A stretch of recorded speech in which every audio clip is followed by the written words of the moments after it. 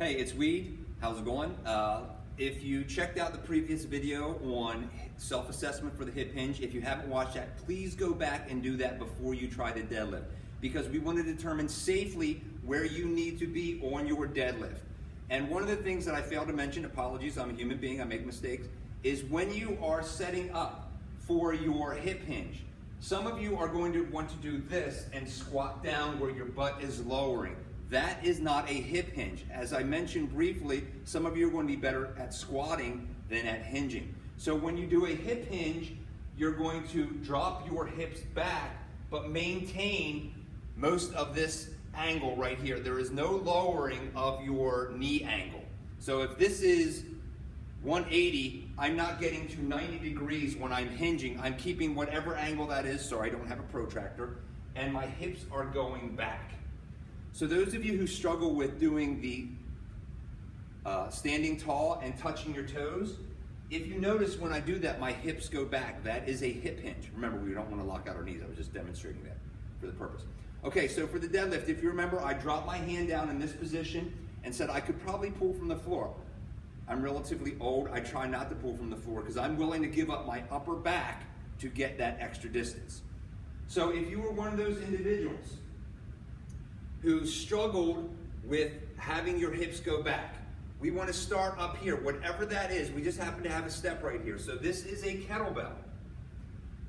And the cues for the deadlift, and I'll demonstrate right here with this dumbbell, so maybe where you work out doesn't have that. On this, the cue is we want to cut our toes off. So when I step over top of this, chest out, shoulders back, pits to hips, I am chopping off my toes. If this were a blade, which it is not, but just as a practical application, then I'm going to drop down here and bring this up in this position. So when I set up here, I'm going to again chop off my toes. I'm going to turn this to the side a little bit, right here.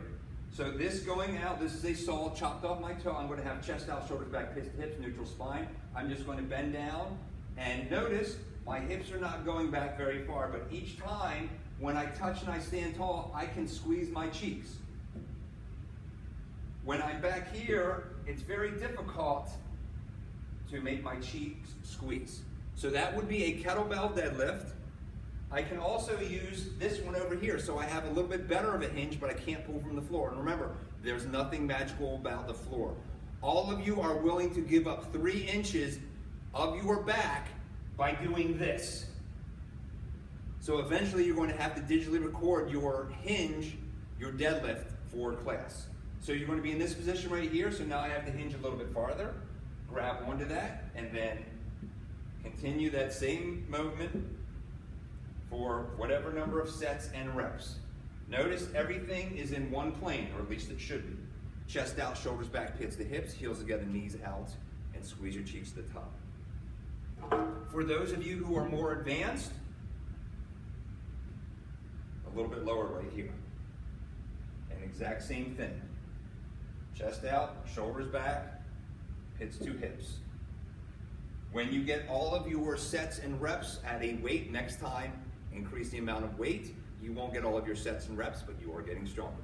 And again, from the floor right here, I'm in this position, and I can feel this in my back, which is what you do not want to do. If you're feeling any of this in your back, you're doing something wrong.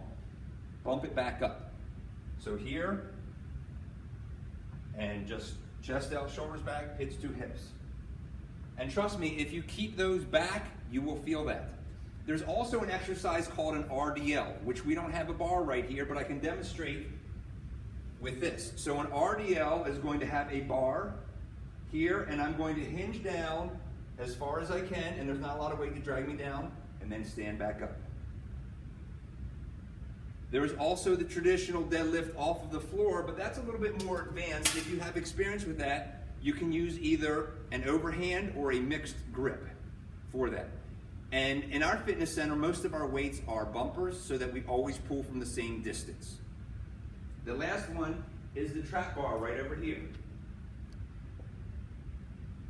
And this is a little bit easier because it's got these 3-inch lifts on that, which help to get The position right there. Move the table. There we go. Sorry, or vacuum cleaners there. So what I'm going to do is step inside, and not every gym has one of these. Heels together, knees out, chest out, shoulders back, pitch to hips. The good thing about this is when you're experienced like me, is that you have a neutral grip, which is palms facing each other, and therefore it's a little bit easier on the upper back. So if you have any questions or concerns, make sure you email your professor about the steps to this. When you digitally record, make sure you digitally record from the side so that you can see that the neutral spine, the shoulders are back, and that the hips are going back, and soft knees. Remember, be safe, move well, move often.